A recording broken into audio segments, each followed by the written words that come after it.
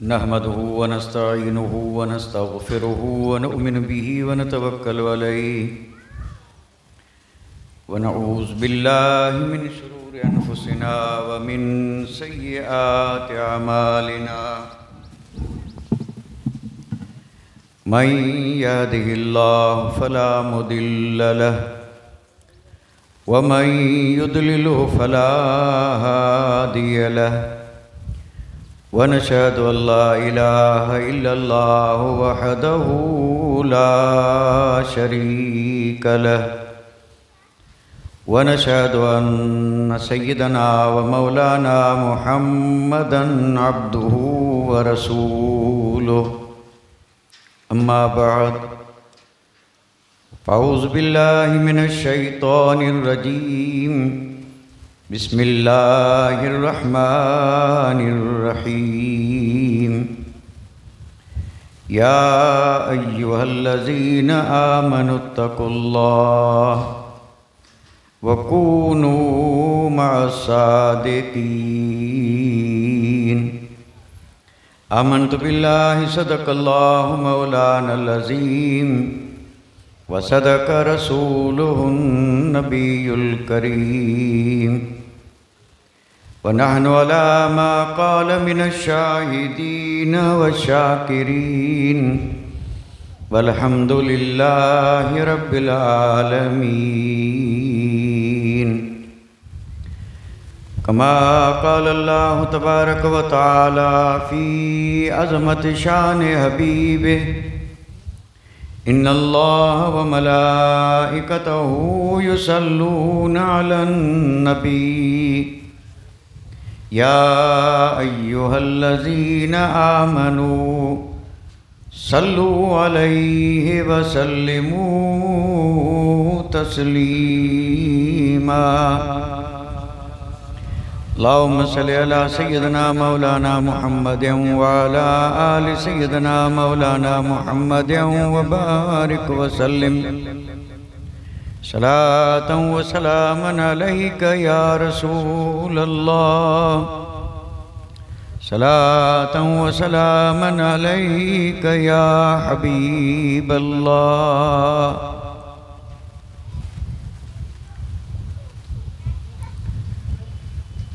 Like इज़्ज़त अज़ीम व तकरीम वाजिबुल एहतराम गिरामी कदर ज़ी वक़ार सादात इज़ाम उलमाए ज़वील एहतराम मोहतरम व मुकर्रम सामईन किराम इज़्ज़तमाब ख़वातीन इस्लाम। अल्लाह तबारक व तआला के फ़ज़ल करम और उसकी मेहरबानी से आज हम और आप यहाँ पर इस बाबरकत महफिल में महबूब सुबहानी कुतुब रब्बानी शहबाज़ लामकानी अबू मोहम्मद शेख अब्दुल कादिर जीलानी पीरान पीर दस्तगीर रोशन ज़मीर रदियल्लाहु ताला अन्हु की अज़ीम बारगाह में बड़े अदब और एहतराम के साथ अपनी अक़ीदतों और अपनी मोहब्बतों का खिराज पेश करने के लिए हाज़िर हुए। अल्लाह ताला हम सब की हाज़िरी कबूल फरमाए और इस ज़िक्र खैर को अल्लाह ताला हम सब के लिए दोनों जहान की सआदतमंदी, नेक बख्ती और नजात का ज़रिया और सबब बनाए। बड़े खुश नसीब हैं वो लोग जिन्हें अल्लाह ताला ने अपने फ़ज़ल अपने करम से अपने महबूब बंदों की मोहब्बत अता फरमाई। अनगिनत बेशुमार नेमतें अल्लाह ताला ने हमें अता फरमाई। उन सारी नेमतों में सबसे बड़ी नेमत अगर है तो अल्लाह के महबूब बंदों की मोहब्बत है और इसी मोहब्बत को कहा जाता है अतिये इलाही। इन ये सिर्फ और सिर्फ अल्लाह ताला के अता फरमाने से मिलती है और रब जिसे चाहता है उसे अपने महबूब बंदों की मोहब्बत का इनाम अता फरमाता है। हम बड़े खुश नसीब हैं अल्हम्दुलिल्लाह कि हमारे दिलों में सारे नबियों की मोहब्बत है और फिर नबियों के नबी की मोहब्बत तो है ही, क्योंकि वो तो ऐन ईमान। अगर वो मोहब्बत न हो तो ईमान ही नहीं। और फिर उसी मोहब्बत के सदक़े में अल्लाह ताला ने हमें सारे सहाबा की मोहब्बत अता फरमाई। हम हर सहाबी से मोहब्बत रखते हैं, कितना बड़ा करम है। और फिर ताबईन, तबा ताबईन, अइम्मा मुजतहिदीन, ये हमारे अकाबिर और असलाफ हैं। और ये बड़ी ज़बरदस्त हस्तियाँ हैं। हम सिर्फ नाम सुनते हैं, लेकिन कभी हमने उनकी सीरत, उनकी ज़ात से वाक़फ़ियत हासिल करने की कोशिश नहीं की। वरना हकीकत में जिसको जिससे मोहब्बत होती है वो उसकी हर चीज़ का मुतलाशी रहता है, ख्वाहिशमंद रहता है। सहाबा से मोहब्बत है, सीरत पढ़ें। हमें ताबईन से, हम ये भी नहीं जानते कि ताबईन कहते किसको। और उसके बाद तीसरे दर्जे पे हैं तबा ताबईन। नाम तो हम हमेशा सुनते हैं, लेकिन कभी हम में हिम्मत नहीं हुई कि हम नाम सुन के और फिर ये इरादा करें कि सुना है, मजलिस पूरी होगी तो किसी आलिम से जाके पूछेंगे कि ये ताबईन हैं कौन, और ये तबा ताबईन हैं कौन, और ये जो उलमा कहते हैं अइम्मा मुजतहिदीन, ये हैं कौन, और ये उलमाए रासिखीन, ये सब हमारे बुजुर्ग हैं और ये सब हमारे आका हैं। और इन सब की मोहब्बत तो है, अल्लाह सलामत रखे। और ये मोहब्बत अल्लाह ताला के अता फरमाने से ऐसे नहीं मिलती। ये मोहब्बत रखी जाती है और रखते हैं फरिश्ते और अल्लाह के हुक्म से। रब जिसे ये नेमत देना चाहता है उसके दिल में अपने महबूब बंदों की मोहब्बत डाल देता है। जो लोग ये कहते हैं कि हमें इनकी ज़रूरत नहीं, हमें इनसे मोहब्बत नहीं, वो ना समझें, उनका इसमें कोई अमल दखल नहीं। उन्हें रब ने महरूम कर दिया, अल्लाह ताला ने महरूम कर दिया, क्योंकि वो इस नेमत के काबिल नहीं थे। इसलिए वो किसी बुजुर्ग की न ताज़ीम करते हैं, न अदब करते हैं और न उसे कुछ समझते हैं। ये तो सिर्फ अल्हम्दुलिल्लाह अहले सुन्नत वल जमात, मसलक के आला हजरत पर चलने वाले सुन्नी सही उल अकीदा, हम जो बुजुर्गों के गुलाम हैं, ये इनाम रब ने हमें अता फरमाया। और ये उसी मोहब्बत का नतीजा है। ये जो महफिलें सजती हैं, जिक्र होता है, और ये गुलामान औलिया, मुहिब्बान औलिया, मुहिब्बान अहले बैत और अल्लाह के महबूब बंदों से मोहब्बत रखने वाले अपने सारे काम काज छोड़ करके और इस महफिल में आकर के बैठे। तो अगर मोहब्बत न होती तो आते। यही दलील है कि मोहब्बत है। और फिर जो इन महफिलों को सजाते हैं तो यकीनन वो मुहिब हैं, यकीनन वो सच्चे मुहिब हैं कि वो हर तरह की कुर्बानी दे करके और इस तरह की महफिलें सजाते हैं। और मैं तो ये अर्ज करता चलूं कि जो ये महफिलें सजाते हैं उनका हम सब पे एहसान है।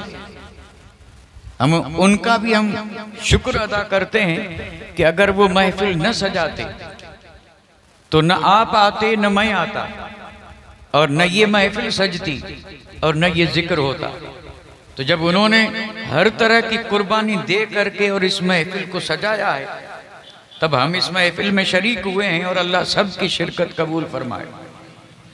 हमें साहब हर कदम पे वलियों की ज़रूरत है।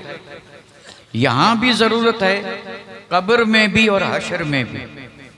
ये औलिया अल्लाह हमारी सारी ज़रूरतों में से पहली ज़रूरत है।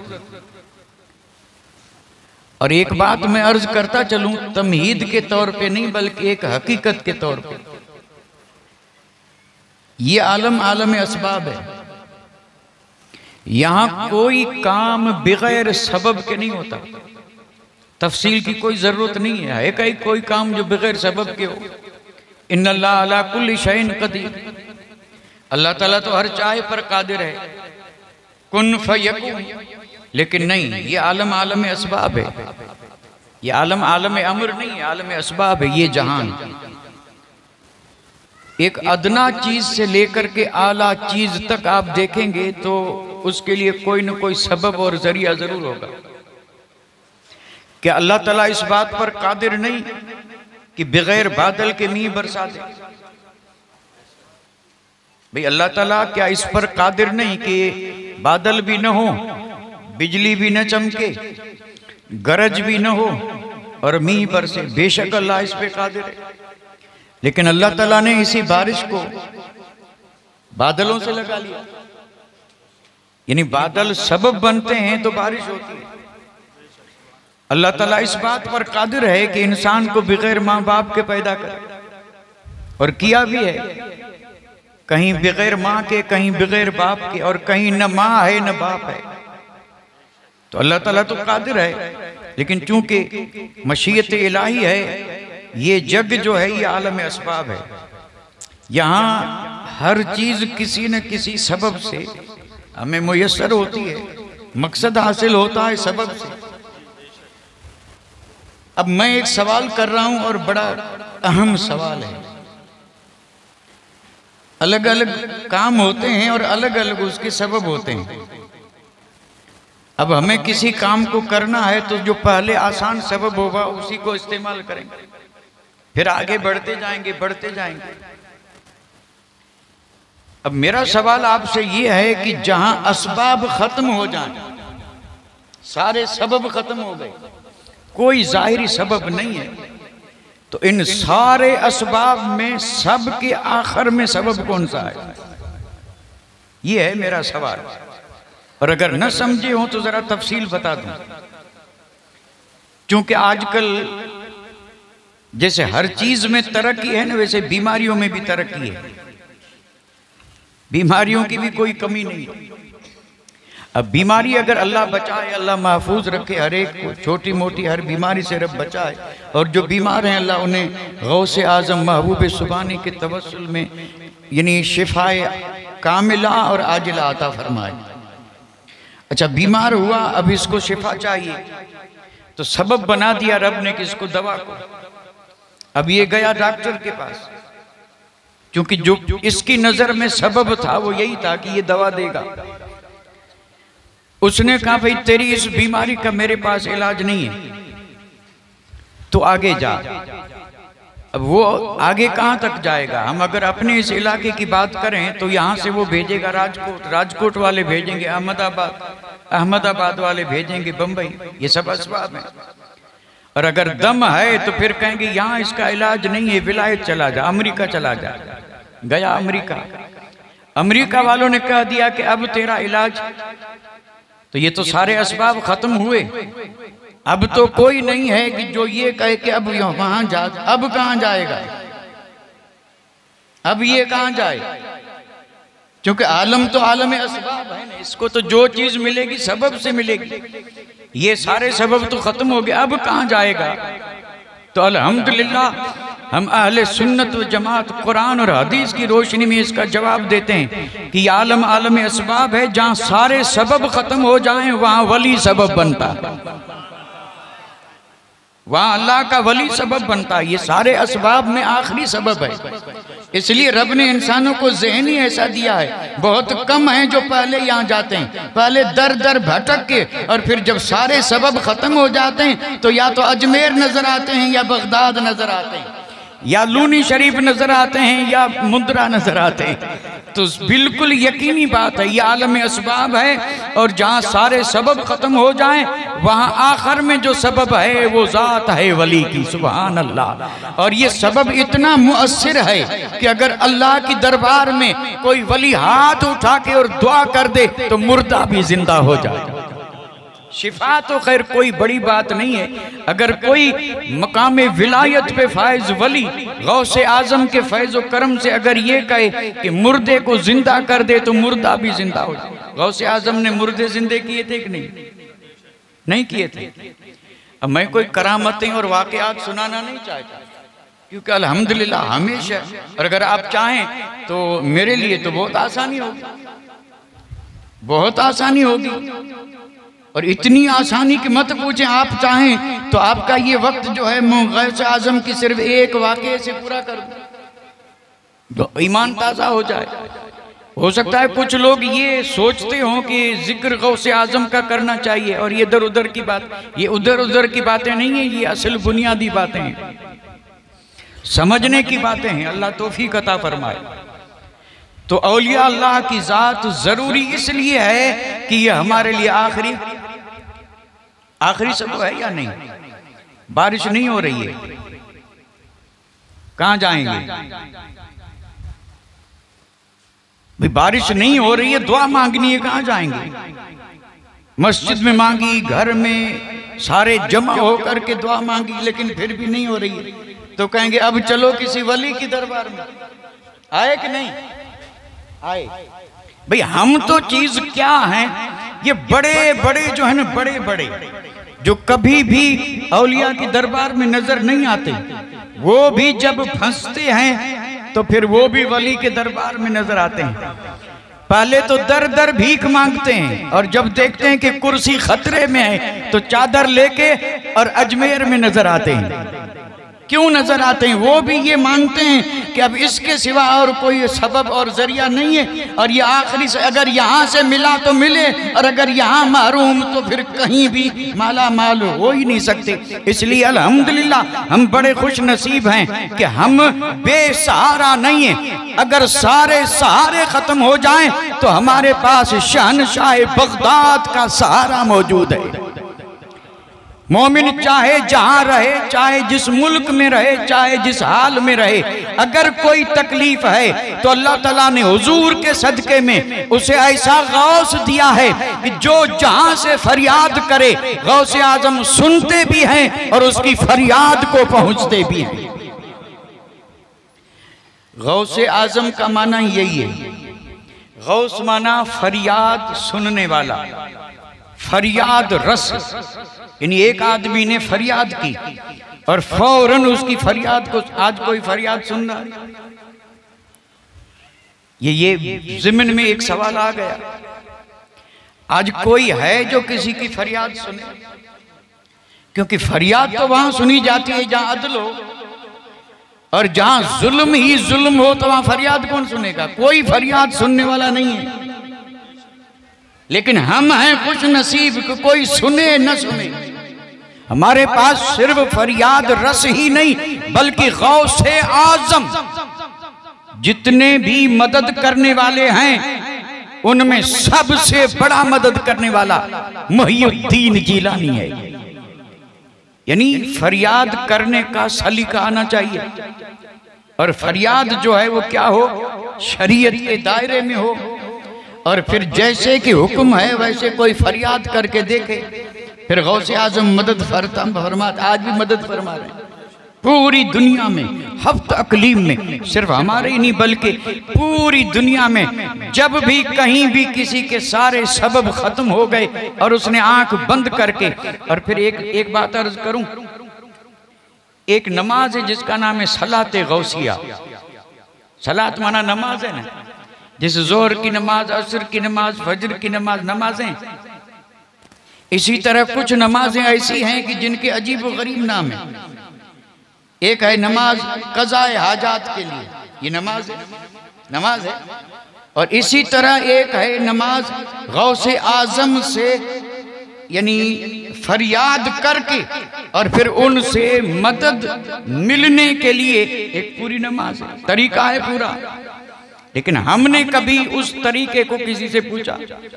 हम सब गौसे आजम के मानने वाले हैं, फरियाद भी करते हैं, अल मदद या गौस, ठीक है, अल मदद ये भी एक तरीका है।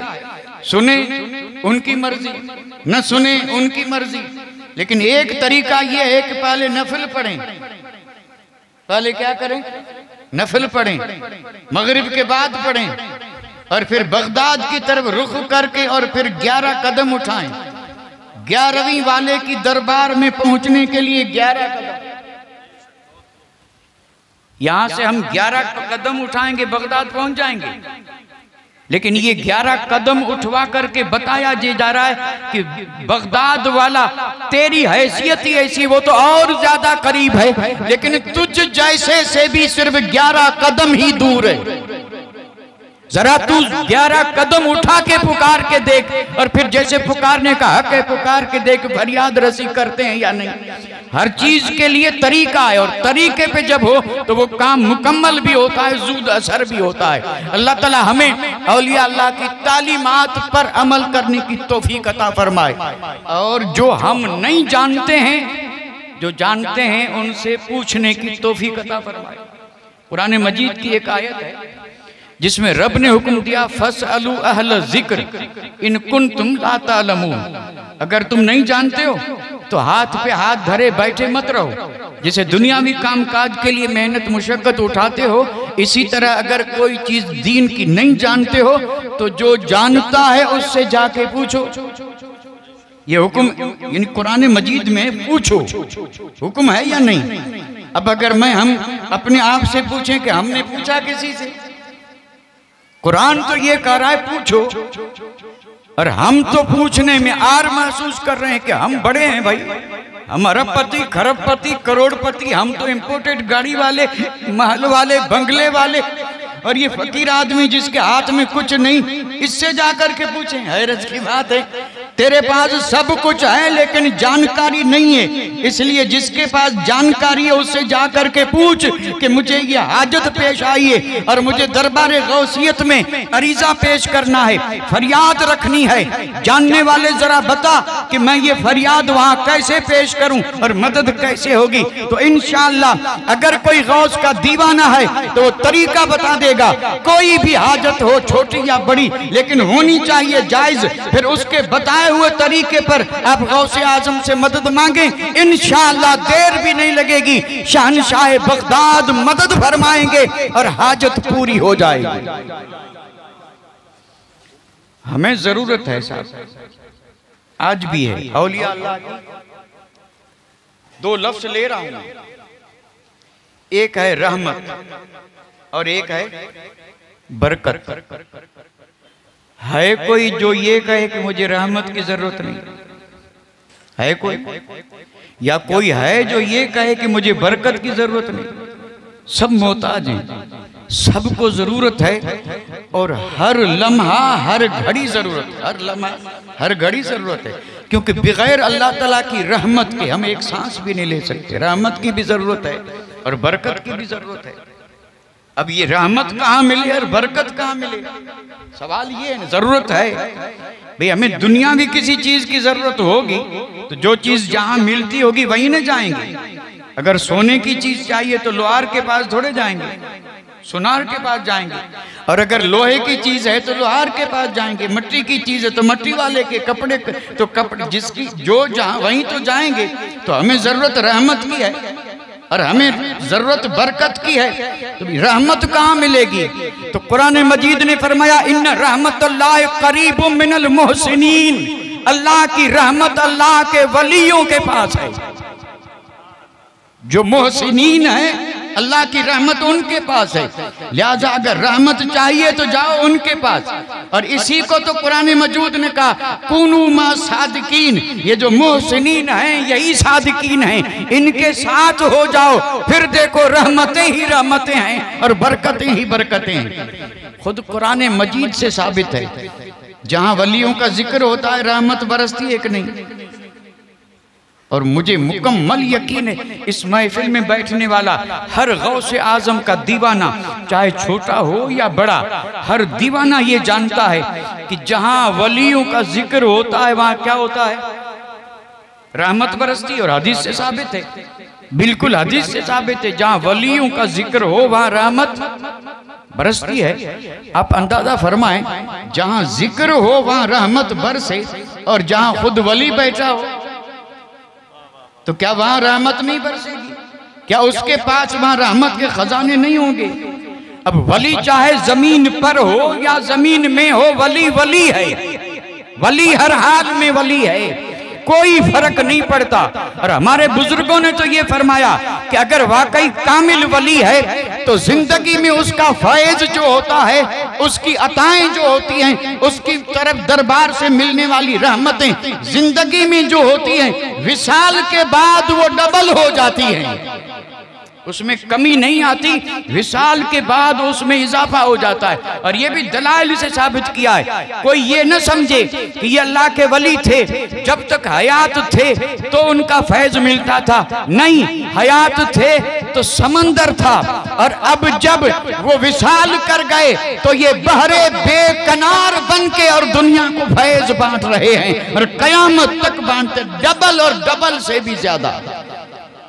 फिर कोई हद भी नहीं रहती। तो वली चाहे जमीन पे रहे चाहे जमीन अंदर रहे, वली जो है ना, वली वो जहां भी है वहां रहमत है, वहां रहमत है। और मैंने आयत पढ़ी, हदीस भी पढ़ी, और ये दलील के लिए काफी है। हम मोहताज हैं, हमें जरूरत है किसकी?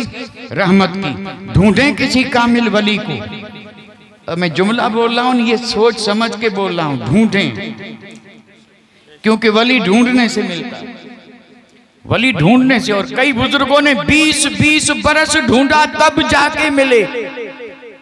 रहमत की जरूरत है, वली दरकार है। और वली ऐसी चीज नहीं है कि जहां तहां मिल जाए, नहीं, ढूंढना पड़ेगा।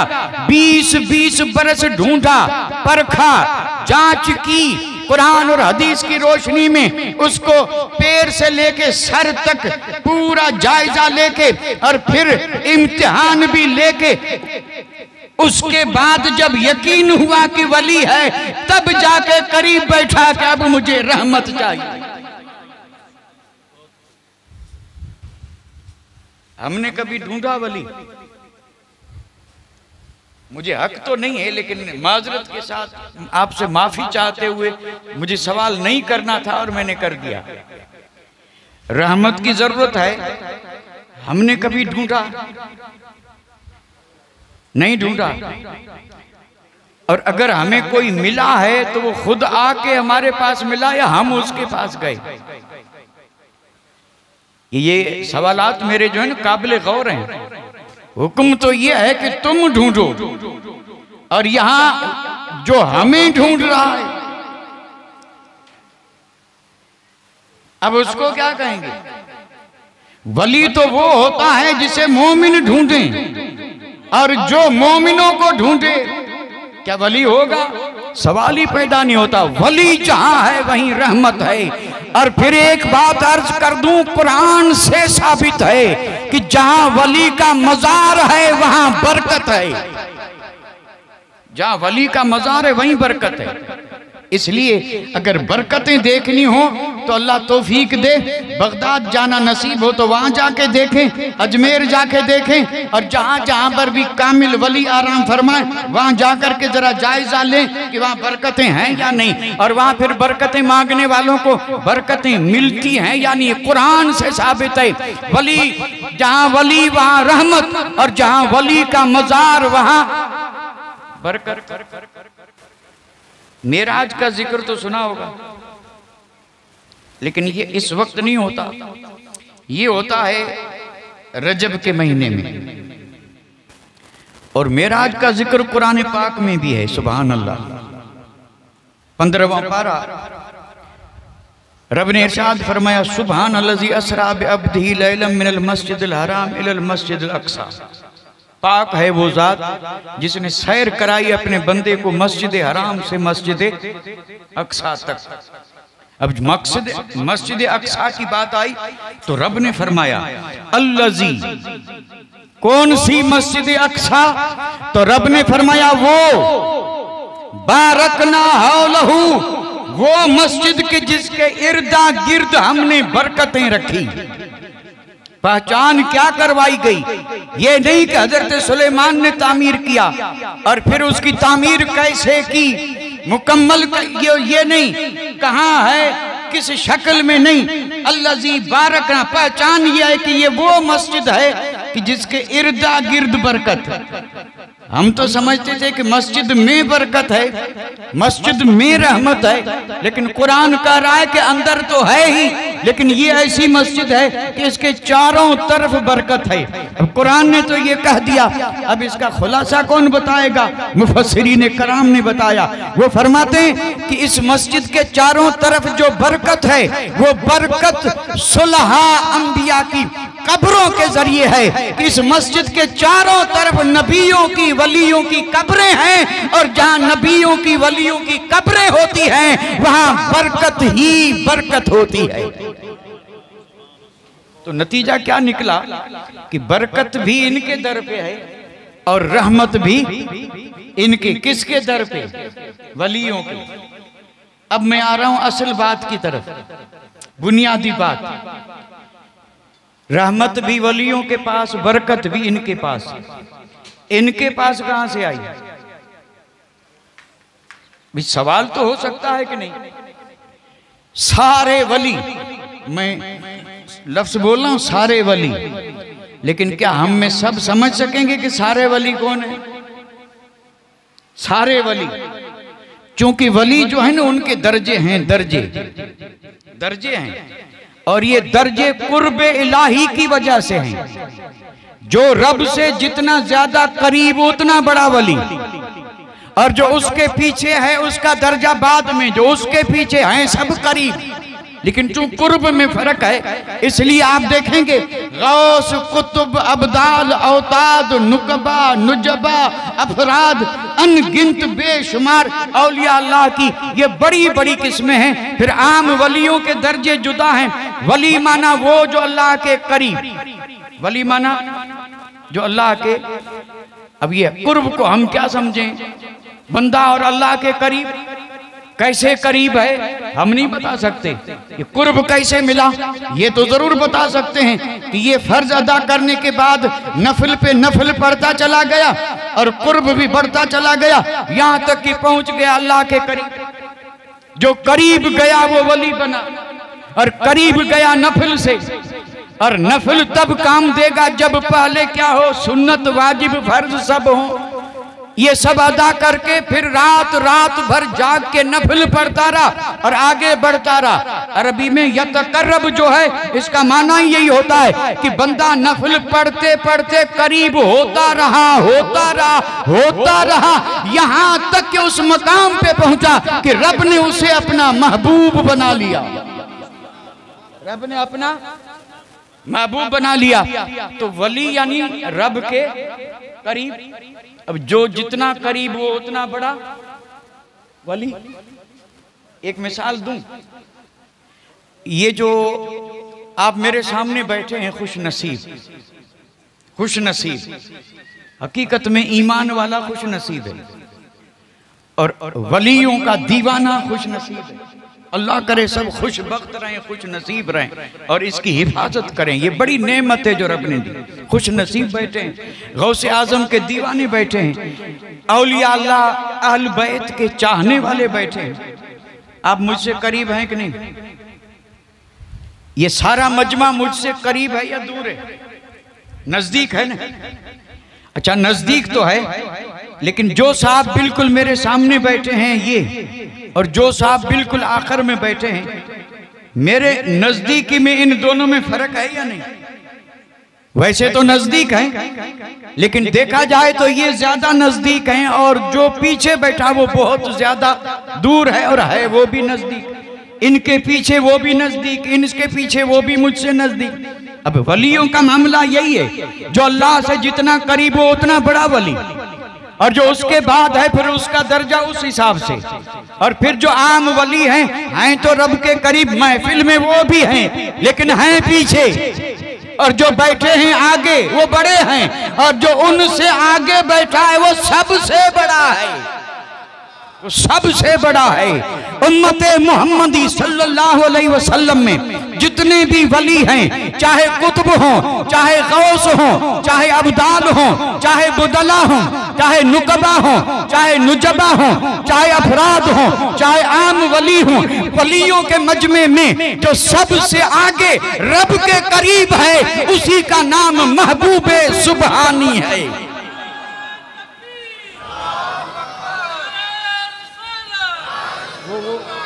वो महबूबे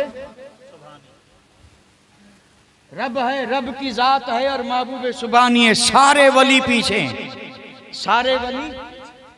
इसलिए मैंने कहा ना सारे वली, ये तो ज़िम्न में बात आई थी, लेकिन मैं जो बात अर्ज कर रहा था वो ये थी कि रहमत भी बरकत भी सारे वली कुतुब अब्दाल औताद जितने भी नाम मैंने लिए ये इससे भी ज्यादा औलिया अल्लाह के दर्जात हैं, चाहे जिस दर्जे का वली हो और चाहे जिस ड्यूटी पे हो, चाहे जिस दर्जे का हो, चाहे जिस ड्यूटी पे हो। ड्यूटियां भी गौस लगाते हैं और ये इतना इल्मी एक मजमून है जिसको मैं बहुत मुश्किल से कहीं छेड़ा करता हूं, क्योंकि ये बहस ही ऐसी है।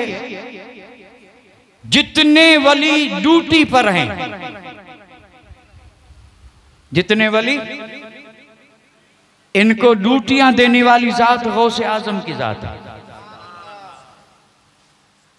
ये बातनी हुकूमत जो है ये गौसे आजम के हाथ में है और उसी बातनी हुकूमत से ये जाहिरी हुकूमतें चल रही हैं।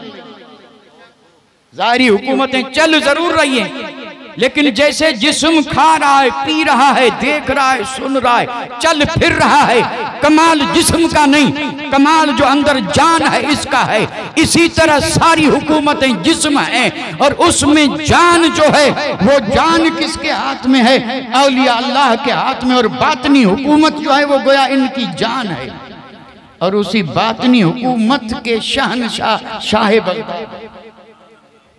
तो ये सारे वली जो है ना, फिर याद दिला दूं, बात ज़हन से निकल गई हो, रहमत भी यहाँ, बरकत भी यहाँ बांट रहे हैं, तकसीम कर रहे हैं। और ये यानी किसी भी हाल में किसी को महरूम रखते नहीं। सलीका होना चाहिए मांगने का और यकीन होना चाहिए, यक दर गिर मोहकम गिर, फिर देखें मकसद हल होता है कि नहीं।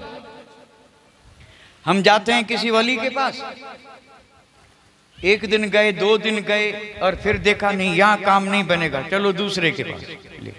अब गए दूसरे के पास, फिर तीसरे के पास। वली तो हर जगह पे हैं, अब घूमते रहो। अब जाहिर बात है जब इस तरह दर दर जाएंगे तो वली भी कहेंगे कि ये यानी दर दर भटकने वाला है, जाओ आगे चले जाओ, हो सकता है अगला दे दे, मैं तो नहीं दूंगा। दर दर वाले को क्या दे? इसलिए कहा गया कि यक दर गिर मुहकम गिर, एक दर पे आ और बैठ जा। जैसे असहाबे कहफ का कुत्ता बैठ गया, बैठ जा, फिर देख मकसद हल होता है कि नहीं। इजाजत हो तो एक बात इस पर अर्ज कर दूं, सिर्फ 2 जुमलों में। सबको याद होगा, लेकिन चूंकि याद दहानी के लिए वाकये की जरूरत नहीं है। एक नाबीना आया था ना अजमेर में, सबको बात याद आ गई होगी। नाबीना अजमेर में आया, कहां पर? ख्वाजगान के दरबार पर। क्यों आया था? आंख में नूर। डॉक्टरों के पास भी गया होगा, हकीमों के पास भी गया होगा, इलाज भी करवाया होगा, नूर नहीं आया। आखिरी सबब है वली की दरबार आया, बैठ गया।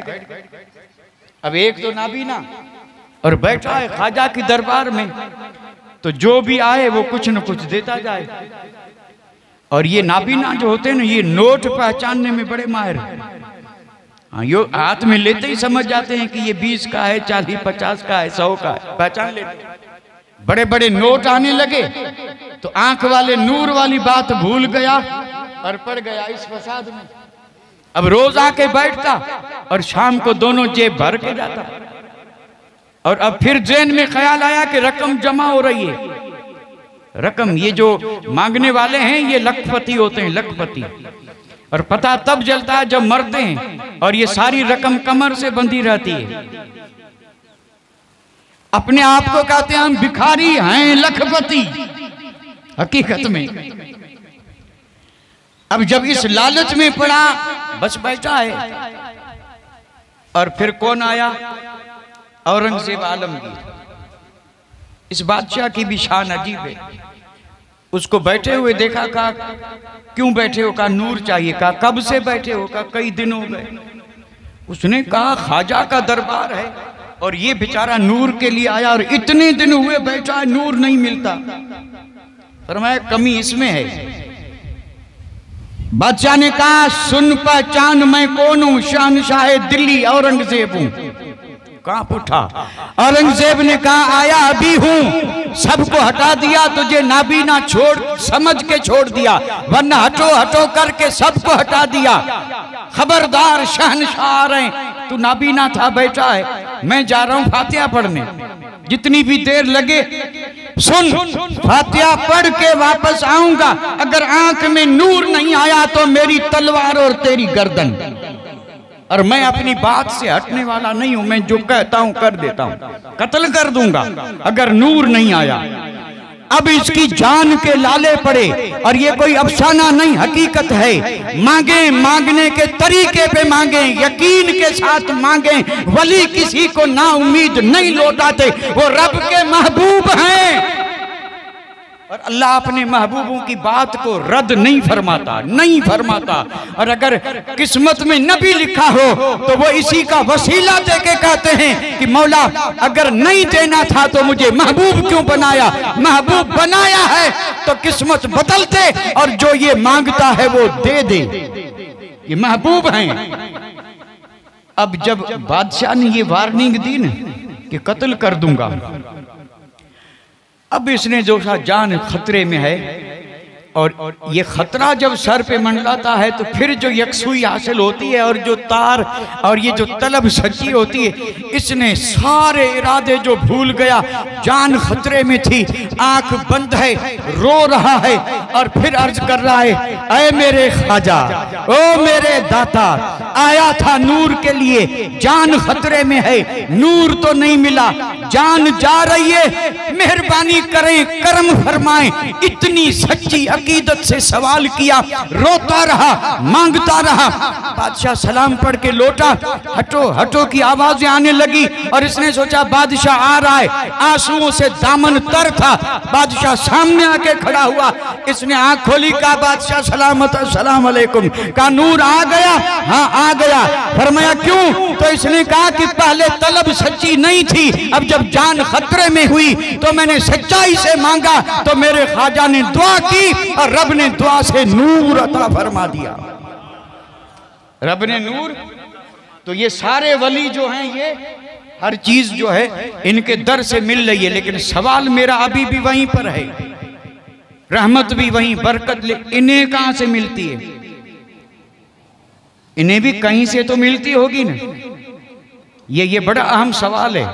और मैंने कहा सारे वली चाहे गौस क्यों न हो, चाहे गौस ही क्यों न हो वक्त का, उसको भी ये रहमत, ये बरकत, ये ताकत, ये कुदरत, ये इख्तियार, ये जितना भी विलायत का नूर है, इसको भी कहीं से तो मिला कि नहीं? मैं न कहूं तो भी अल्हम्दुलिल्लाह ये दीवाने सारे इस वक्त पहुंचे हुए हैं बगदाद में, और जवाब सबका यही है। सिर्फ हमारा नहीं बल्कि किसी मुफस्सिर से पूछें, मुकर्रिर से पूछें, मुहद्दिस से पूछें, किसी भी आलिम से बड़े शेख से पूछें, शेख नहीं बल्कि किसी शेख और शुयूख से पूछें, ईमान शर्त है। अगर पूछें कि ये सारे वलियों को ये जो नेमतें मिल रही हैं, फैज मिल रहा है, ये कहां से मिल रहा है, दे कौन रहा है, तो वो यही कहेंगे कि यानी गौसे आजम की वो दरबार है कि जहां से सबको फैज मिल रहा है। यानी सारे वलियों को ये जो कुछ भी मिल रहा है, कहां से मिल रहा है? बगदाद से। और अगर कोई कहे क्यों, तो जवाब तो सबके पास है, क्योंकि ये तो सब पीरों के पीर हैं ना। भाई मुरीद को कहां से मिलेगा? तो आप कहेंगे पीर से। मुरीद को जो भी मिल रहा है कहेंगे कहां से मिला? तो मुरीद सच्चा है तो कहेगा सब मेरे पीर से मिला है। मुरीद को मिला पीर से, और पीर का भी कोई पीर होगा कि नहीं? तो पीर के पीर शहंशाह बगदाद है, पीराने पीर, पीराने वलियों के वली, गौसों के गौस, कुतुबों के कुतुब, फर्दों के अफराद, ये जितने भी हैं इन सब के वो सरदार हैं, सुल्तानुल औलिया। तो सुल्तानुल औलिया है तो ये सारे फैज हैं, लेकिन फैज मिल रहा है सबको। अब अगर किसी के पास हिम्मत हो न, तो इन सारे वलियों के फैज को यकजा करे, समझे, और समझ करके फिर समझे कि गौसे आजम की शान कितनी बुलंद है, कि जिनके दर से फैज लेने वाले वलियों का जब हाल ये है, तो जिस दर से फैज मिल रहा है उसकी शान कितनी बुलंद होगी? उतनी ही बुलंद है जितना उन्हें कुर्ब मिला, जितना उन्हें बस अब एक बात अर्ज करके और हम ये जो कुछ भी अर्ज किया है बतौर नजराना पेश कर देंगे महबूब सुबानी के दरबार में। मैं अपनी बात को बिल्कुल एक मशहूर वाक़े पे खत्म कर रहा हूं। कुर्ब वाली बात हो रही थी, वली का माना ये करीब, और मैंने अपने हिसाब से साहब जो मुझसे हो सका मैंने कोशिश की है कि औलिया अल्लाह के मकाम को हम समझें। वली माना जो अल्लाह के करीब, जैसे शान है अल्लाह की, रब बंदों से करीब है। लेकिन ये विलायत वाला कुर्ब जो है जिसमें विलायत का नूर मिलता है, ये एक पूरा अलग मामला, रास्ता ही अलग है। तो मैंने आपसे ये अर्ज किया था कि सारे वली करीब हैं, लेकिन सबसे ज्यादा करीब कौन है? गौसे आजम महबूब सुभान, सबसे ज्यादा करीब। इस पर मैं ये बात अर्ज कर रहा हूं और बड़े इख्तिसार से। गौसे आजम के दौर में जो आपका जमाना था, उसी जमाने में एक जगह है जिसका नाम है तफसूंज, और तफसूंज में एक बुजुर्ग रहते थे जिनका नाम है अब्दुर्रहमान। क्योंकि तफसूंज के हैं इसलिए निस्बत से कहा जाता है अब्दुर्रहमान तफसूंजी, जैसे अब्दुल कादिर बगदादी, गौसे आजम बगदादी। तो ये निस्बत है, बगदाद वाले जो हैं वो बगदादी, तफसूंज वाले तफसूंजी। हजरत अब्दुर्रहमान तफसूंजी, उस दौर में इनकी विलायत का इतना चर्चा था, चार दांगे आलम में लोग यही समझते थे कि इस वक्त अगर कोई बड़े से बड़ा वली है तो ये हजरत अब्दुर्रहमान है। और वाकई थे भी बहुत बड़े, थे भी बड़े। और फिर मुरीदीन की तादाद इतनी थी कि मुरीद भी ऐसे कि सब पीर कामिल मुरीद, कामिल मजमा लगा है। और जाहिर बात है मजमा हो पीर का, सामने कामिल मुरीद बैठे हों जिसमें वली भी हों और बिल्कुल मुत्तकी परहेजगार दीनदार हों, तो उस मुर्शिद को फख्र तो होगा न कि रब का कितना बड़ा करम है कि मेरे मुरीद कैसे दीनदार हैं, मेरे मुरीदों में कितने वली बन गए, कितने अब्दाल कुतुब बन गए। वली को और उस पीर को फख्र तो होगा या नहीं? पीरों को फख्र होना चाहिए, लेकिन फख्र तब हो जब मुरीद ऐसे हों। और मुरीद को भी अपने पीर पे फख्र होता है, लेकिन होता तब है जब पीर ऐसा हो। और यहाँ तो जैसे को तैसा, जैसे पीर वैसे और जैसे मुरीद वैसे, तभी तो गाड़ी चल रही है। दोनों व्हील बराबर न हो तो गाड़ी चलेगी? इसलिए चल रही है, बड़े मजे से चल रही है और दौड़ रही है, बड़ी अच्छी स्पीड में चल रही है, क्योंकि दोनों पहिए बराबर हैं, किसी में फर्क नहीं है। हवा भी बराबर है, डिजाइन भी बराबर है और बिल्कुल साइज भी बराबर है, दौड़ रही है। हाँ बिल्कुल दौड़ रही है। तो इसी को कहते हैं जैसे को तैसा। मुर्शिद कामिल होगा तो वो मुरीद को भी कामिल बना देगा, और जब मुरीद कामिल बन जाता है तो मुर्शिद को हक है कि वो इस पे नाज करे कि अल्हम्दुलिल्लाह मेरी मेहनत जो है वो रायगा नहीं गई, बल्कि मुरीद ने मेरी इस पीरी का हक अदा कर दिया और इसने मैंने जो कहा उस पर अमल करके और ये भी दीनदार और हुजूर का गुलाम बन गया।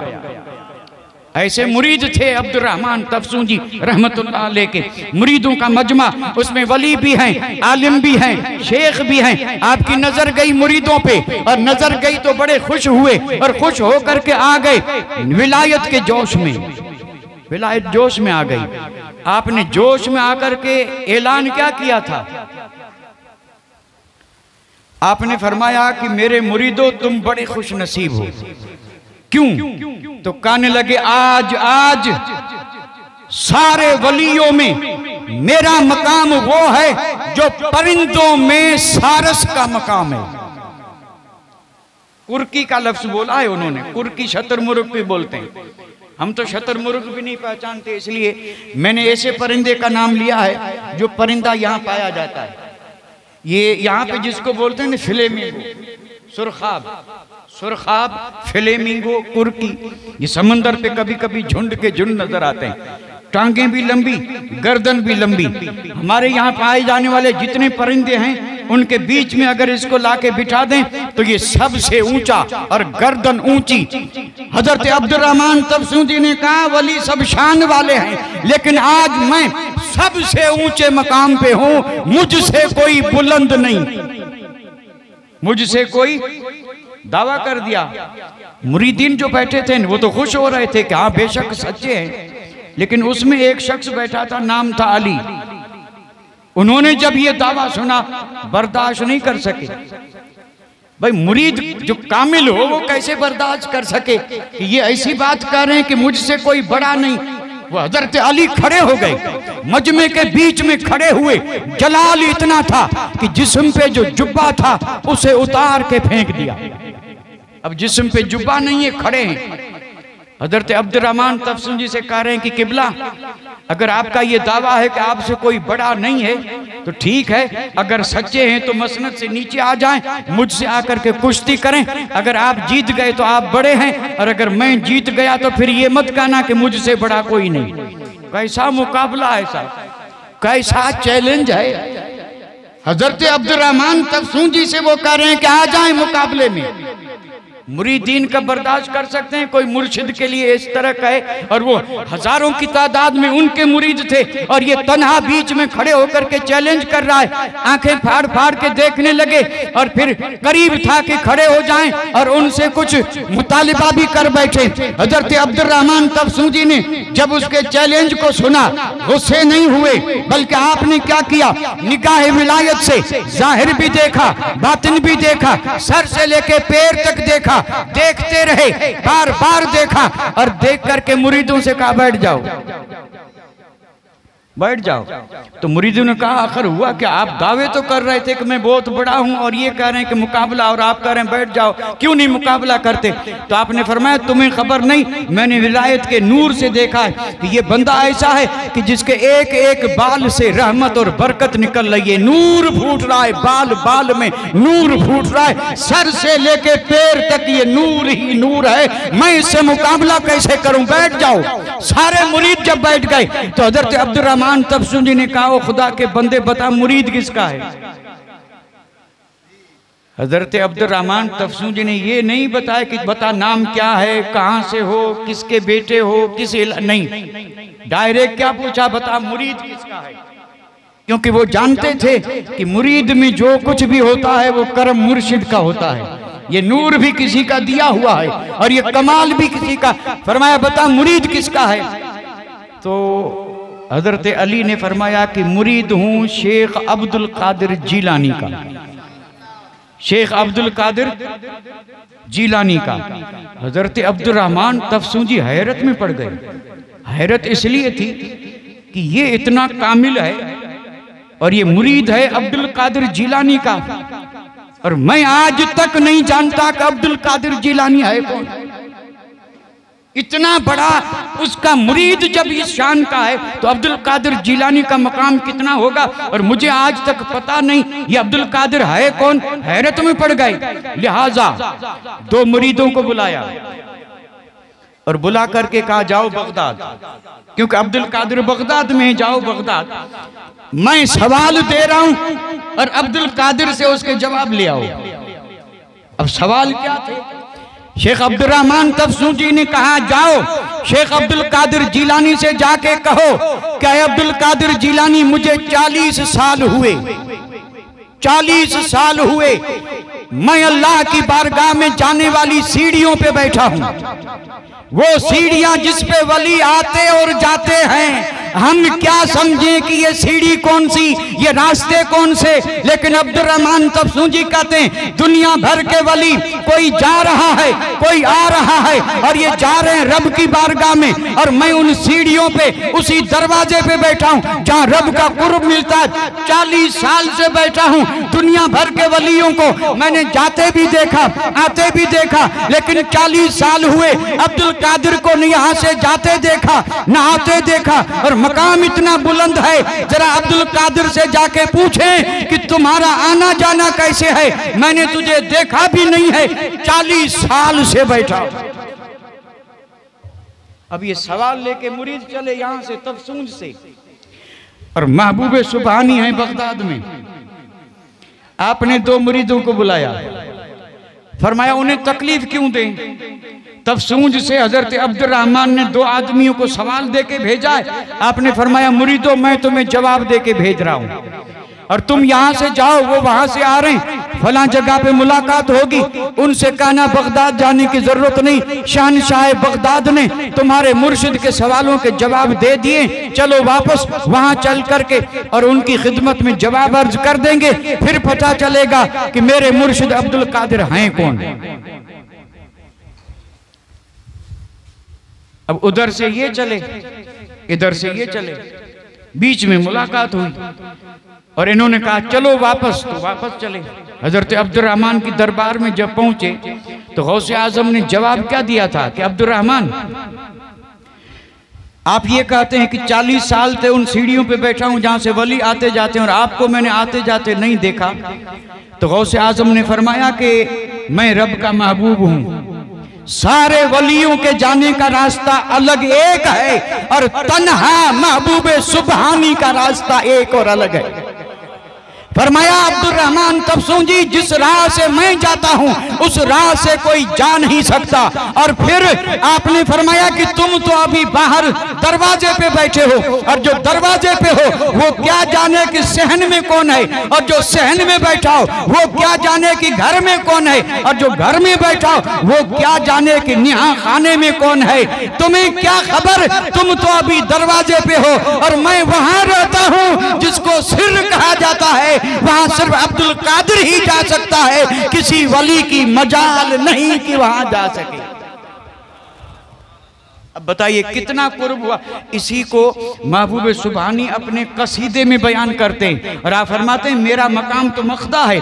मखदा यानी सिर्फ दो ही जहां आ सकें, बैठ सकें, बात कर सकें, तीसरे की मजाल न हो, ये मकाम विलायत है। महबूब सुबहानी रब से इतने करीब है कि उतना करीब कोई वली नहीं, और जहां से जाते आते हैं सबके लिए रास्ता अलग है और गौसे आजम के आने जाने का रास्ता और सीढ़ी अलग है। आपने जब ये जवाब दिया तो हजरत रहमान तफसूं जी से कहा कि मैं बगैर दलील के नहीं, अब सुने दलील।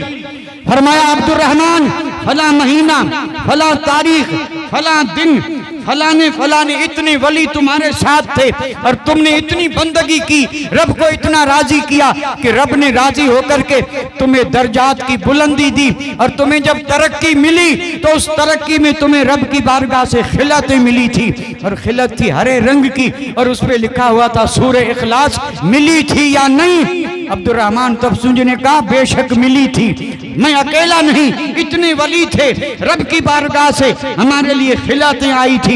ये विलायत की खिलतें, ये नूर वाली खिलतें, ये बरकत वाली खिलतें, ये रहमत वाली खिलतें, ये वो लिबास जो रब की बारगाह से वलियों को पहनाया जाता है। अल्लाह बेहतर जाने उस खिलत और उस लिबास के फैज का आलम क्या होगा। फरमाते हैं कि वो तुम्हें तरक्कियां जो मिली थी और वो जो जुब्बे और वो जो खिरके मिले थे और जिनका रंग ये था और जिन पर लिखा ये था, तो महबूब सुबहानी ने फरमाया कि वो खिलातें दी तो रब ने थी, लेकिन मैं रब के पास था। तुम्हें जो मिली तो वो अब्दुल कादिर जीलानी के हाथ से मिली, हाथ से मिली। मैंने ये वाकया कोई इसलिए अर्ज नहीं किया कि वाकया अर्ज करना मकसद था, नहीं, मकसद ये था कि महबूब सुबहानी को बारगाह इलाही में वो आला से आला, ऊंचा से ऊंचा कुर्ब वाला मकाम हासिल है कि सारे वली बाद में हैं और सबसे पहले महबूब सुबहानी की जात है। और इसी के बारे में उनका कलाम तो भैया समझेंगे। अगर मैं एक जुमला बोलूं, महबूब सुबहानी ने फरमाया कि मैं सिर हूं, मैं अपनी जात के बारे में फरमाने कि मैं एक भेद हूं। सिर किसको कहते हैं? जो दो के दरमियान हो, तीसरे को पता न चले। फरमाया मैं सिर हूं, मैं एक राज हूं। और फिर उसी सिर की तफसील करते हुए खुद फरमाते हैं लौ अलकैतु सिर्री, दुनिया वालों मुझे नहीं समझ सकते और न कोई समझ सका। मेरा मकाम इतना बुलंद है कि अगर मैं अपना सिर और भेद समंदर पे डालूं तो सारे समंदर खुश्क हो जाएं, सारे समंदर। और फरमाया अगर मैं ये अपना सिर आग पे डालूं तो सारी आग जो है वो बुझ जाए, और अगर मैं ये अपना सिर किसी मुर्दे पे डालूं तो मुर्दे। अब ये सिर क्या है? जात भी सिर है और उसी सिर की ताकत का आलम यह है, सिर कहते हैं राज को, राज न कोई समझ सका न समझ सकेगा। ये तो कर्म है कि हमें अपने जिक्र की इजाजत दे दिए और हम जिक्र कर रहे हैं और व्यूज़ बरकत हासिल कर रहे हैं। वन मकाम गौसियत तो इतना ऊंचा और आला है कि गौसे आजम के सर पे गौसियत कुबरा का ताज है, गौसियत कुबरा का ताज है। और सारे वली जो हैं ये वहीं से फैज पाते हैं। तू है वो गौस। अब आला हजरत को सुने, आप फरमाते हैं गौस आजम तू है वो गौस कि हर गौस है शैदा तेरा। औलिया अल्लाह में सबसे ऊंचा मकाम जो है वो गौस का है और इसी को कुतुब भी कहते हैं। यही गौस है और यही कुतुब है। हम ये समझते हैं कि ये अलग हैं, लेकिन नहीं, गौस और कुतुब एक ही चीज का नाम है। जो कुतुब है वो गौस है और जो गौस है वो कुतुबे मदार, कुतुबुल आलम, सारे आलम का मदार उसी पे है। उसी के सदके में जग कायम है। कितने महबूब बनते हैं रब के, आप अंदाजा करें। तो गौसे आजम ऐसे गौस हैं, तू है वो गौस। हर गौस है शैदा, यानी आप ऐसे गौस हैं कि इमाम महदी तक जितने भी गौस आएंगे, क्योंकि कोई जमाना गौस से खाली नहीं, जितने भी गौस हैं या आएंगे तो फरमाते हैं वो सब आपके शैदा हैं। शैदा माना फिदाई, दीवाने, मुहिब, लेने वाले, चाहने वाले। गौस जब वहां से ले रहे हैं और आगे आला हजरत ने फरमाया तू है वो गैस कि हर गैस है प्यासा तेरा।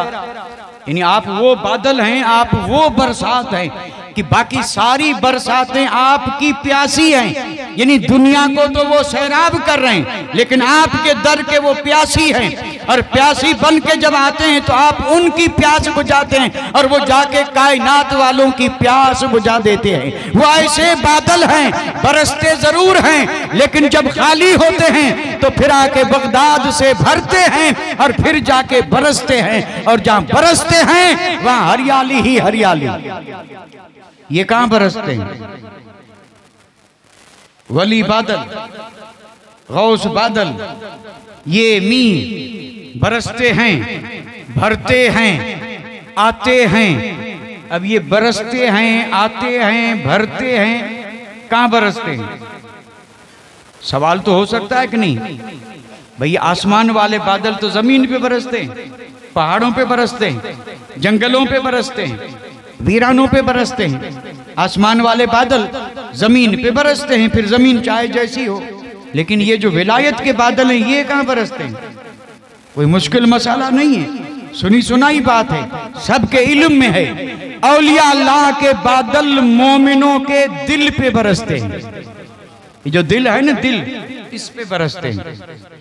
इस पे जब बरसते हैं तो दिलों में हरियाली आ जाती है, कहत साली दूर हो जाती है और इसी दिल में गुल खिलते हैं, बाग बन जाता है ये दिल, फूल। और फिर उसी फूल की खुशबू से जमाना मुअत्तर, जमाना मुअत्तर। बादल बरसा दिल की जमीन पे और फिर गुलजार बन गई वो जमीन, गुलजार बन गई। ये जो बादल बरसते हैं ना बरसात के, क्या सारी जमीन गुलजार हो जाती है? नहीं होती ना, कि हो जाती है? मी बरसता है ना, मी तो मी तो सब हर जमीन पे बरसा ना, तो क्या हर जमीन ने हरियाली उगाई, खेत लहलाने लगे, फूल खिले, आबादियां हुई? आप कह रहे नहीं, क्यों नहीं भाई? मी तो बरस गया, फिर क्यों नहीं हरियाली हुई? तो आप कहेंगे जमीन खारी थी, जमीन जो थी वो इस काबिल नहीं थी कि उसमें कुछ उगे। नी तो बरसा, उगा कुछ नहीं। तो अर्ज कर दूं, दिल की जमीन का भी हाल यही है। फैज बरसता है लेकिन कुछ जमीनें हमवार हैं, उस पे हल चला करके और इस बंदे ने उसको ऐसा नरम कर दिया है आंसुओं से उसे तर कर दिया है, सजदों से उसे पाक साफ कर दिया है, तौबा का हल दे करके उसे हमवार कर दिया है। अब जब बगदाद से भर के कोई बादल आया, आके मोमिन के दिल पे बरसा, तो कसम रब की ये दिल दिल नहीं रहा बल्कि मोहब्बत रसूल का बाग बन गया। अंदर गुल भी हैं, बूटे भी हैं। और इस पर तो अर्ज करना चाहें तो बहुत कुछ है। अल्फ अला चुंबे दी बूटी मन विच मुर्शिद लाई हो, अल्फ अला चुंबे दी बूटी मन विच मुर्शिद, अंदर बूटी मुश्क मचाया जान फुलन ते आई हो, अंदर बूटी मुश्क मचाया जान फुलन ते, यानी मुर्शिद ने दिल में ऐसी कोई बूटी लगा दी और जब उसे जिक्र का पानी दिया, ला इलाहा इल्लल्लाह की दरबों से अंदर को जब आबाद किया और फिर हूग लगा करके और इल्लल्लाह अल्लाह की जरबें लगा करके और जब अंदर के पूरे दिल को गुलजार बना दिया, तो मुर्शिद की लगाई हुई बूटी में फूल आए और फूल ऐसे खिले कि खुशबू आने लगी और फिर खुशबू के नाम भी रख दिए। ये कादरी खुशबू है, ये सोहरवर्दी खुशबू है, ये चिश्ती खुशबू है, ये नक्शबंदी खुशबू है। और फिर वो खुशबू ऐसी फैली जिसने इराक को भी मुअत्तर कर दिया, हिंद को भी मुअत्तर कर दिया, सिंध को भी मुअत्तर कर दिया। जहां जहां पर ये बाग लेके पहुंचे हैं वहां की सारी फजा को मुअत्तर कर दिया। ऐसे लोगों के बारे में शाह साहब फरमाते हैं मानू सबई न सुहिणा, मानू सबई न सुहिणा ऐं पखी सबई न हंज। मतलब समझ रहे हैं कि समझा दूं? यानी सारे इंसान तो खूबसूरत नहीं होते, सब अच्छे भले हैं अल्हम्दुलिल्लाह, लेकिन खूबसूरती कोई और चीज है। हुस्न तो हुस्न वाला तो कोई एक होता है जिसे रब हुस्न दे दे। तो कहते हैं कि मानू सबई न, यानी सारे इंसान खूबसूरत नहीं है। पखी सबई न हंज, हंज माना हंस, ये परिंदों में बहुत ही आला किस्म का परिंदा है। और इस परिंदे की तो शान साहब अजीब है, इसकी शान अजीब है, अजीब नहीं बल्कि अजीब व गरीब है। मशहूर है, मशहूर। इसके बारे में तो कई कहावतें भी मशहूर हैं खाली कहावतें। कहते हैं ये जिसके सर से गुजर जाए वो बादशाह बनेगा, ये कहावत है। कहते हैं कि ये जिसके सर के ऊपर से गुजर जाए वो चाहे फकीर भी हो ने एक दिन बादशाह बनेगा। अब कहावत नहीं है तो और क्या है, बादशाह तो वही बनेगा जिसे अल्लाह ताला बनाए, लेकिन कहावत है। और इसी कहावत पर अमल भी हुआ है, अमल भी हुआ है। एक बुजुर्ग लिखते हैं एक साहब को शौक चिराया बादशाह बनो। अब ये थाली में दाने लेके घर के सामने खड़ा है, इंतजार कर रहा है कि हंस आए और मैं दाने दूं, फिर वो उड़े सर के ऊपर से गुजरे, बादशाह बन जाऊं। रोज आके वो दाने लेके खड़ा है, शाम तक हंस आया नहीं। अब आए तो कोई दीवाना गुजरा, उसने कहा क्या कर रहे हो? कहा हंस का इंतजार है।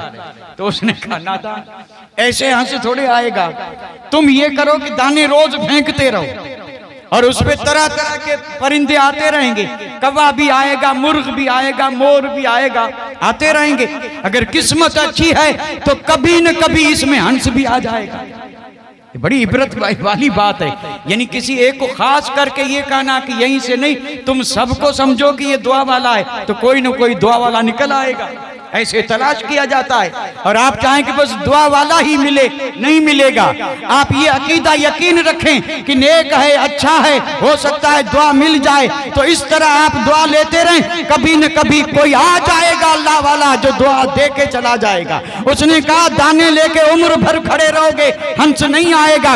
अगर चाहिए तो फेंकते रहो, परिंदे आएंगे और कभी न कभी हंस भी आ जाएगा। तो कहते हैं कि परिंदे तो सब परिंदे हैं, लेकिन सब हंस तो नहीं है ना। मानू सबई न सोना, पखी सबई न हंज, के मानू मंज अचे बूए बहार जी। यानी कोई एक आदमी ऐसा होगा कि जिसमें से बहार की खुशबू आती होगी और वो आदमी वही है जो अल्लाह का वली है। वो वही है जिसके दिल पे वजूद और बरकत की बारिश हुई, अंदर गुल बूटे खिले और फिर उससे खुशबू आने लगी बहार की, और फिर खुशबू पर सारे इंसान दीवाने बन के जैसे शमा पे परवाने आते हैं, वैसे वो लोग भी उसके चारों तरफ नजर आते हैं। वो खुशबू से खींचती है कि अल्लाह का वली है, और उसका दलील उसकी ये है कि इससे बहार की खुशबू आ रही है, बहार की। लेकिन साहब उसके लिए नाक भी दुरुस्त होना चाहिए, खुशबू आने के लिए नाक भी, हाँ, वरना तो ये खुशबू नहीं आएगी। जुकाम वाले को खुशबू आती नहीं है, ये भी एक अलग मसला है। पहले हम दुरुस्त होंगे तो खुशबू आएगी।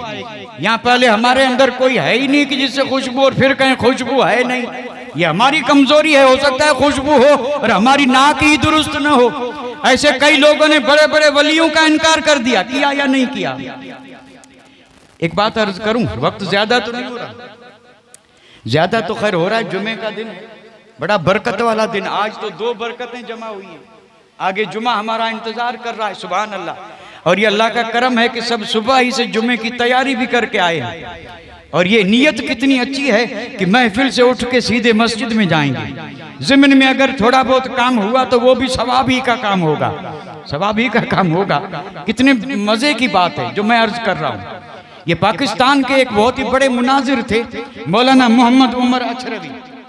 ये पाक पतन शरीफ गए थे, खुद लिखते हैं मैं पाक पतन गया और वहां पर जन्नती दरवाजा है, जैसे अजमेर में है, जैसे वहां भी जन्नती दरवाजा है, बेशक है। और ये बड़े जबरदस्त चोटी के आलिम हैं, इनसे कोई मुनाजरे में जीत नहीं सका। मौलाना मोहम्मद उमर अचरवी वहां से ट्रेन में आ रहे थे, फरमाते हैं सामने एक बैठा था, चेहरे से मैंने पहचान लिया कि ये वो है।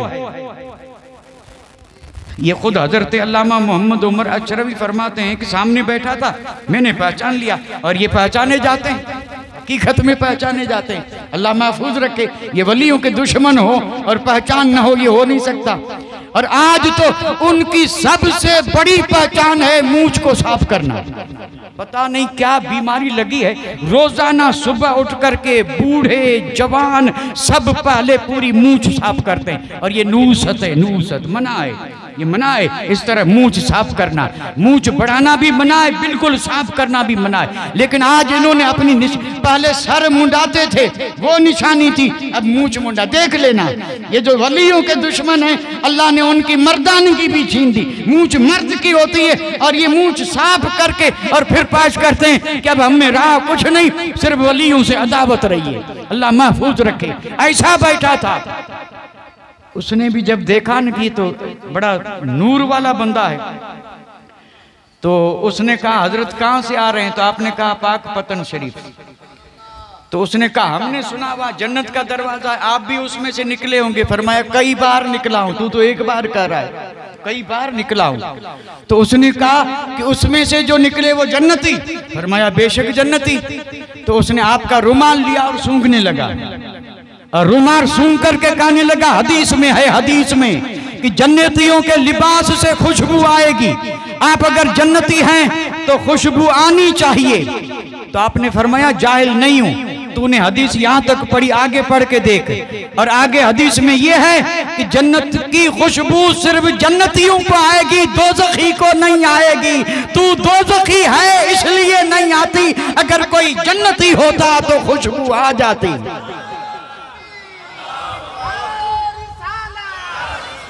तो ये पहचान के लिए भी कुछ चाहिए। मानू सभई न सोहना पखी सभई न हंज, के मानू मंजा चे बूए बहार जी। ये बारिश बरसती है, लेकिन जिसके दिल की जमीन हो अच्छी और साफ और पाक हो, उस पे जब बरसती है तो फिर उसके अंदर मोहब्बत रसूल के बाग खिलके हैं, और फिर इसमें नूर ही नूर नजर आता है। मारिफत इलाही के समंदर मौजजन होते हैं। और इस मकाम पे जब बंदा पहुंचता है तो रब फरमाता है कि बंदा अब तू मेरा महबूब है, अब आंख तेरी ताकत मेरी, हाथ तेरा ताकत मेरी, पांव तेरा ताकत मेरी, बंदे तू मांग मैं दूं। ये बहुत बड़ी हदीस का मैंने बड़े यानी जल्दबाजी में तर्जुमा कर दिया। ये मकामे महबूबियत है, मकामे गौसे आजम महबूब सुबहानी की जात जो है ना, वो एक अजीब व गरीब मकाम की हामिल है। आपकी जात है तकदीरों को बदलने वाली जात। तकदीरों को यानी जो तकदीर में नहीं है, और अगर गौसे आजम रब से अर्ज करें तब वो उसे तकदीर बना दे। जो नहीं है वो मिल जाए। एक औरत आई थी, औलाद नहीं था। उसने कहा औलाद नहीं है, दुआ करें रब औलाद दे। आपने लोहे महफूज को पढ़ा। किसको पढ़ा? कहां पे है? और लोहे महफूज में है क्या? हजरत आदम से लेके कयामत तक आने वाले हर इंसान की पूरी तकदीर लिखी है। कितनी बड़ी किताब होगी ये, कितने आदमियों की किस्मत लिखी है इसमें। इन्हें लातादाद अल्लाह जाने कितने आदमी। और गौसे आजम ने एक नजर करके उस औरत की तकदीर उस पूरी किताब में से एक ही नजर में पढ़ ली। क्या ये कमाल नहीं? लोहे महफूज, आप जमीन पे बगदाद में तकदीर पढ़ के आपने कहा तेरी तकदीर में औलाद है ही नहीं। औरत बड़ी अक्लमंद थी। उसने कहा अगर होता तो मिल जाता, आती ही क्यों? तकदीर में नहीं है इसलिए तो आई हूं। आप दुआ फरमा दें, आपको मेहरबानी आ गई। अल्लाह के वली बड़े मेहरबान, बड़े मेहरबान। वो ये नहीं देखते कि कौन है, अपना है या गैर है। वो तो ये देखते हैं कि सवाली बन के आया है, खाली न जाए। इसलिए सवालियों में सब नजर आते हैं और दामन भर के जाते हैं, और हमसे पहले तो उनके दामन भर देते। अब जब इसने कहा कि तकदीर में नहीं है, अल्लाह अकबर, आपने हाथ उठाए रब की बारगाह में, फरमाया मौला बेटा दे। जवाब आई है नहीं, इसकी तकदीर में नहीं है। जब ये जवाब मिला तो आपने फरमाया मौला दो दे। तो जवाब आया कि एक ही नहीं और आप दो मांग रहे हैं। अब ये सिलसिला चलता रहा। आप फरमा रहे हैं कि मौला बेटा दे, रब फरमा रहा है कि नहीं है, तो कह रहे हैं अगर नहीं है तो 3, नहीं है तो 4। अब जब इस तरह करते करते मामला 11 पे पहुंचा, 11 पे यानी 10 से आगे बढ़ के 11 पे, तो रब ने फरमाया मेरे महबूब बंदे इसकी तकदीर में औलाद नहीं है। तो आपने फरमाया कि इसे औलाद दे, क्योंकि आपने मेरा मौला तूने मुझे अपना महबूब बनाया है। अगर नहीं देना था तो महबूब क्यों बनाया, और अगर महबूब बनाया है तो मैं मांगता हूं नहीं है, तकदीर बदल के इसे औलाद दे दे। रब ने उसे 11 बेटे अता फरमा दिए। तकदीरें बदल रही है, कितनी बड़ी शान है। और यही है महबूबे सुभानी। क्या है? एक लक़ब आपका ये भी है ना, महबूबे सुभानी। आपके अलकाब पे अगर जाएंगे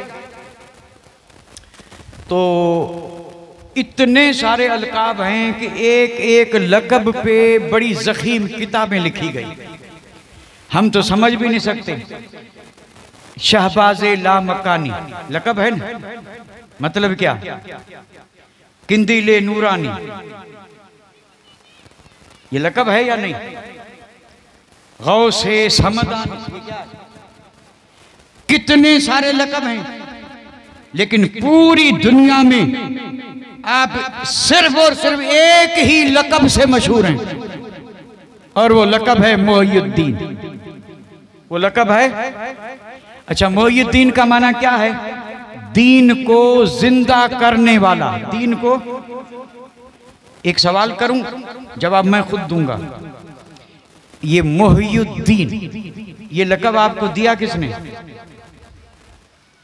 क्योंकि लक़ब या तो रब की तरफ से आता है, या अल्लाह के हबीब की तरफ से आता है, या किसी वली की तरफ से, या मुरीदों की तरफ से।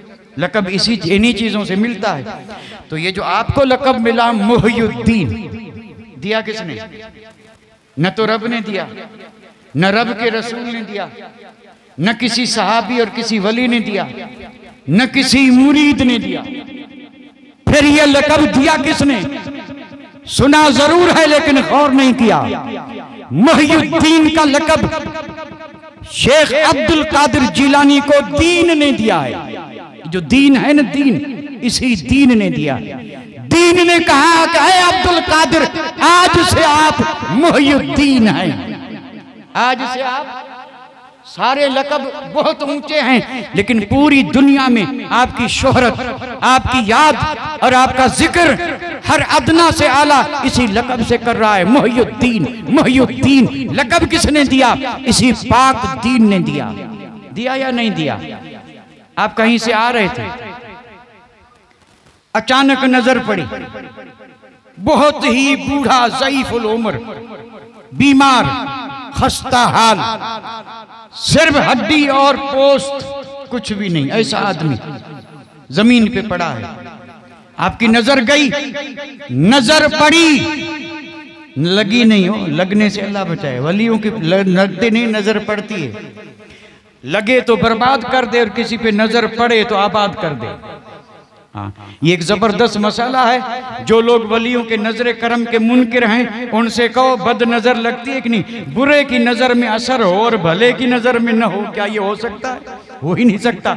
बुरों की नजर बर्बाद कर देती है और भलों की नजर आबाद कर देती है, और इसके अल्फाज में भी फर्क है। उनकी नजर लगती है और वली की नजर पड़ती है। अल्लाह करे हम सब पे गौस की नजर पड़ जाए, आबाद हो जाए। आपने देखा बड़ा कमजोर है, उठ भी नहीं सकता, आप जब करीब से गुजरे उसने कहा अब्दुल कादिर, आप रुक गए, निगाह करम उठा करके देखा तो उसने कहा कि गुजरे तो बहुत थे लेकिन मैंने किसी को नहीं पुकारा क्योंकि मुझे आपका इंतजार था, जरा मुझे सहारा दे के बिठा तो दे। आप आगे बढ़े, बाजू थामा, जैसे ही बाजू में हाथ लगा नौजवान बन के खड़ा हो गया, कड़ियल नौजवान, बड़ा खूबसूरत हसीन चेहरा, सुन्नतों का पाबंद, इतना नूर वाला।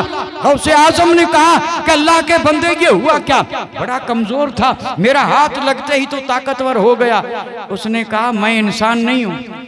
तो आपने कहा फिर कौन है? फरमाया दीन हूं। ये तो मैंने एक मिसाली सूरत इख्तियार की है सिर्फ समझाने के लिए, मैं इंसान नहीं हूं, मैं आपके नाना का दीन हूं। तो गौसे आजम ने फरमाया वो दीन जिसके लिए हुजूर ने कुर्बानियां दी, सहाबा ने कुर्बानियां दी, आज तक लोग जिसके लिए तन बन की बाजी लगाते रहे, कुर्बान होते रहे, खून की नदियां बहाते रहे, और जिसका परचम पूरी दुनिया में बुलंद था, और आज तेरा यह हाल हुआ, बता क्यों हुआ? ऐसा कमजोर क्यों? करीबुल मर्ग, मरने के करीब है। ऐ दीन बता तुझे हुआ क्या? दीन ने कहा मुझे एक गम ने मारा, मुझे एक गम ने मारा। कहा वो गम क्या? फरमाया वो गम मुझे अपनों ने दिया है, मैं इस गम में घुल घुल करके इतना कमजोर हुआ कि मुझे अपनों ने छोड़ दिया। किसने? अपना छोड़ दे तो गम ज्यादा होता है, गैर छोड़ दे तो कोई हर्ज नहीं, कोई हर्ज नहीं। गैर अगर दो चार पत्थर भी मार दे कोई हर्ज नहीं, लेकिन अपना अगर फूल भी मार दे तो जख्म लग जाता है। वाकयात बेशुमार हैं, आप जरा सुनते रहें, गौर फरमाते रहें। अपनों से जरा सी भी तकलीफ बड़े जबरदस्त असर मुरतब करती है, आदमी बिखर के रेजा रेजा हो जाता है। गैरों के हथियारों से भी वो जख्म नहीं पहुंचता जो एक अपने के फूल और फूल पत्ती से पहुंचता है। दीन ने कहा मुझे गम है कि मुझे अपनों ने, बस इसी गम में मैं घुल घुल करके कमजोर हो गया। किसने छोड़ा? अब मैं जरा तकरीर बाद में करूं, थोड़ा सा सोच तो लेना। दीन किसका है? हमारा या किसी और का? हमने छोड़ा या सीने से लगाया? मैं जवाब नहीं मांग रहा हूं, सोचने का कह रहा हूं। दीन न उनका है न उनका है, किसी का नहीं। दीन हमारा है, और जो हमारा होता है वो अपना होता है। मेरा, हमारा, हम किसके लिए बोलते हैं? अपने के लिए या गैरों के लिए नहीं। दीन हमारा है, और अगर अपने छोड़ दें तो दीन सिर्फ इस गम में इतना कमजोर हो जाता है। तो मेरा सवाल यह है कि दीन हमारा है और हम पे दीन को नाज था, हम पे नाज था कि चाहे दुनिया माने या ना माने, जिसने माना है वो नहीं छोड़ेगा। हमने छोड़ा या सीने से लगाया? ये है सवाल। जवाब मैं नहीं मांग रहा हूं, आप सोचें। छोड़ा या अगर सीने से लगाया है तो दीन मजबूत है, और अगर छोड़ दिया है तो दीन कमजोर है। हाँ बिल्कुल, दीन कमजोर है। और अगर दीन कमजोर होता है तो फिर कौम भी कमजोर हो जाती है। कौम ताकतवर तब थी जब दीन ताकतवर था। जब दीन कमजोर हुआ तो चाहे करोड़ों की तादाद में हो, लखपति, खरबपति, अरबपति, 57 बादशाहतें क्यों न हो, लेकिन कमजोर हैं, ताकतवर हो नहीं सकते। मोमिन की ताकत हथियार से नहीं है, मोमिन की ताकत है ला इलाहा इल्लल्लाह मुहम्मदुर रसूलुल्लाह से। मोमिन की ताकत नबी की सुन्नत से है। तो आपसे दीन ने कहा कि मुझे अपनों ने छोड़ दिया, इसलिए मैं कमजोर हो गया, और आपने मुझे सहारा देके मुझे जिंदा कर दिया। दीन ने कहा कि जा अब्दुल कादिर, आज से तू मुहियुद्दीन है। फिर किताबें उठा करके देखें, उस दिन से पहले कोई अब्दुल कादिर को मुहियुद्दीन कह के नहीं पुकारता था। दीन ने लक़ब दिया। आप बगदाद में दाखिल हुए, जो भी आता वो ये कहता अस्सलाम अलैका या मुहियुद्दीन, या मुहियुद्दीन। मस्जिद में पहुंचे, बाजार में पहुंचे, मजमे में पहुंचे, चारों तरफ से सदा आ रही थी कि दीन को जिंदा करने वाले अब्दुल कादिर आ गए। महबूब सुबहानी ने दीन को क्या किया? जिंदा किया। इसलिए मैं आखिरी जुमला ले अर्ज करके आपसे इजाजत ले रहा हूं।